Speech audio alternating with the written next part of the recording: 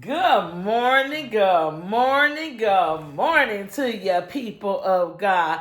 This is the day that the Lord has made. We're going to rejoice in what y'all. That's right. We're going to be glad in it. I am so glad, y'all, to be in the land of the living one more time. Hallelujah. Clap it up. Won't he do it? Woke you up this morning, clothed you in your right man. You better give God some glory. I'm excited on this wonderful Friday. It's Friday. Happy Friday, everybody. And if no one has told you, I love you from the bottom of my heart. Yes, I do. And this is why I've been going in this week, because I want us to be set free, y'all. I am telling y'all, we on the third day of this week that we talking about trauma. Okay. And now I want to bring it up again because we want to talk about how it affects our childhood, right? What it did to us. I'm giving you up. Listen here. This is what I used in the book.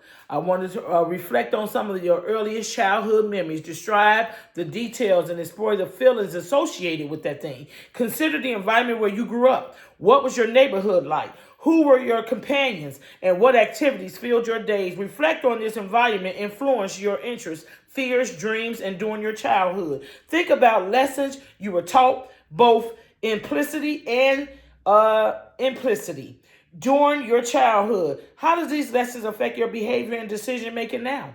I'm just saying, a lot of this stuff, this is from this book, right?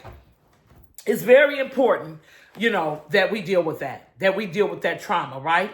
And that we don't lie to ourselves. We talked about dealing with the trauma that it may, because they hurt people. If you're hurt and you haven't dealt with that hurt, you're going to inflict someone else when they're in your circle, okay? So it's very important that you deal with that situation. I talked to you about how my daughter said I splashed that tea in her face and that blew her, right? That really just bothered her all the way to her grown-up year, okay? A little anger was there, okay? And so how did that happen to her? Because mama had trauma too. Mama had trauma from her mama, inflicting it on her, right? So we all have something, and if we don't deal with it, it deals with us, and it deals with all of those connected to us. So it's very important that we allow God to come in and do what God can do best, which is redeem us.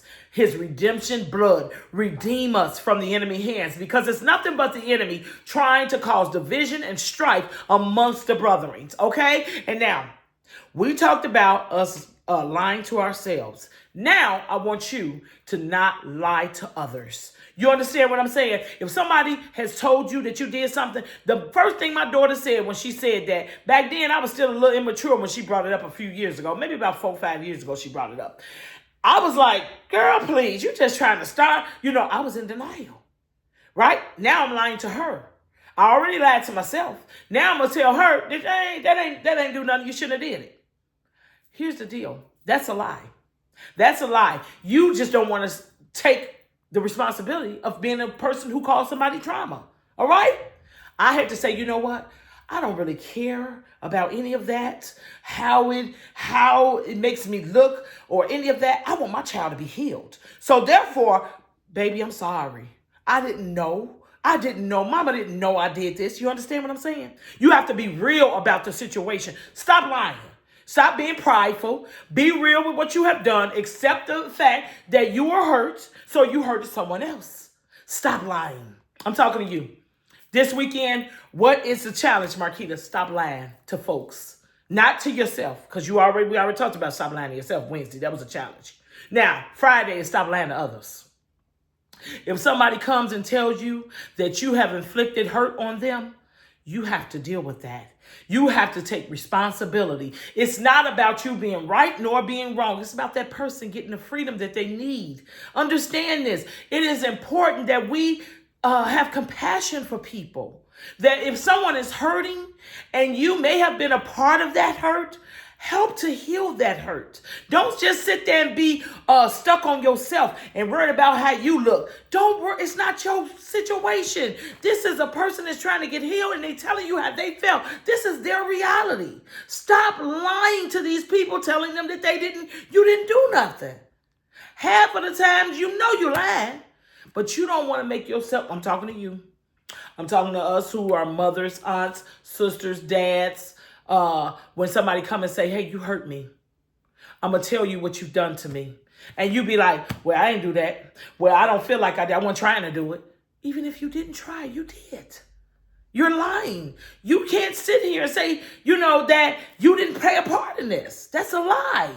You played a part. And if a person is telling you something that's hurting them, help them to get healed. We should love them enough to say, I'm going to sit myself and my pride aside. I'm sorry. I really did not mean to do that to you. I'm so sorry. Please forgive me. And please, can we move forward? And I will be very cautious of how I handle and treat you later. You know what I'm saying? That's how we got to do it. But instead, sometimes we let that pride get in and we get to lying to people and telling them, I ain't do nothing to you, knowing you did. Then you go talk and calling everybody else about it when you know you done messed up. If this person is hurting, this person got a situation, regardless to what, you don't want to stand in that way. If they lying, let God deal with them. All right? But you and your part, surrender. Lord, I don't want to be the person that stops this person from getting healed. If you gave them the unction of the Holy Spirit to come and talk to me about some hurt that I did to them, let me look and see if I did these things and let them know, listen, I'm so sorry. I didn't even try to do that. That does not mean that I didn't do it. So I want to apologize to you. I am so sorry that I did this to you. Period.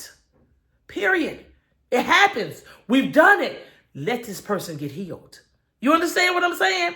Don't sit there and be like, I ain't playing no part. Why you mad at me? No. In order for trauma to get healed, we have to allow these people to be real with how they feel.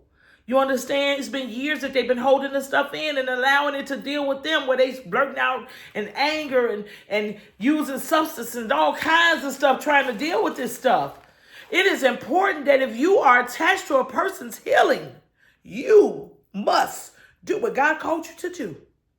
And you must allow yourself to surrender.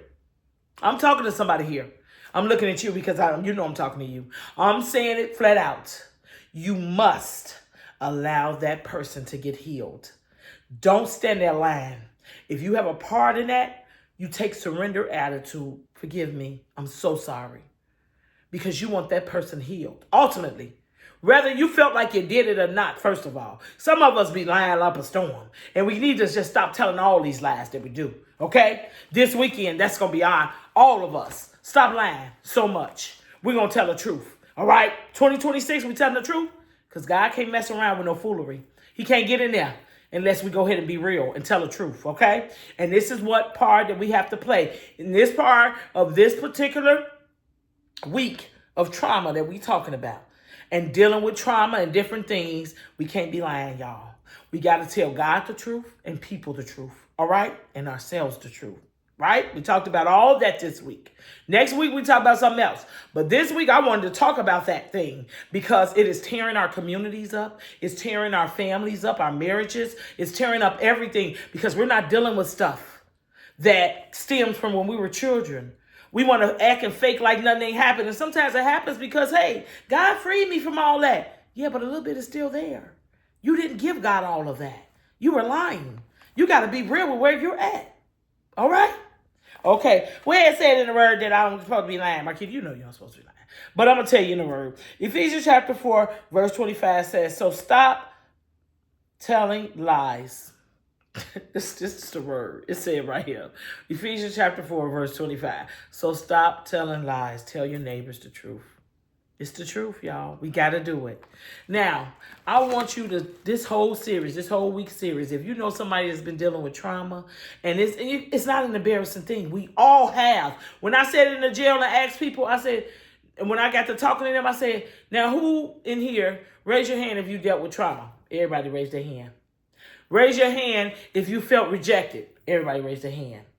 Okay? So this is not something that you're by yourself with. We've all done it, but we want to be healed. This is the year of redemption where we take back everything the devil stole, including our trauma years. They must be cleaned up in order for us to walk in wholeness. Okay? I love you. There's nothing you can do about this love. Like, subscribe, and share. Send this to someone you think may need it. Bye. I'll talk to y'all on Monday. Have a good weekend and be safe.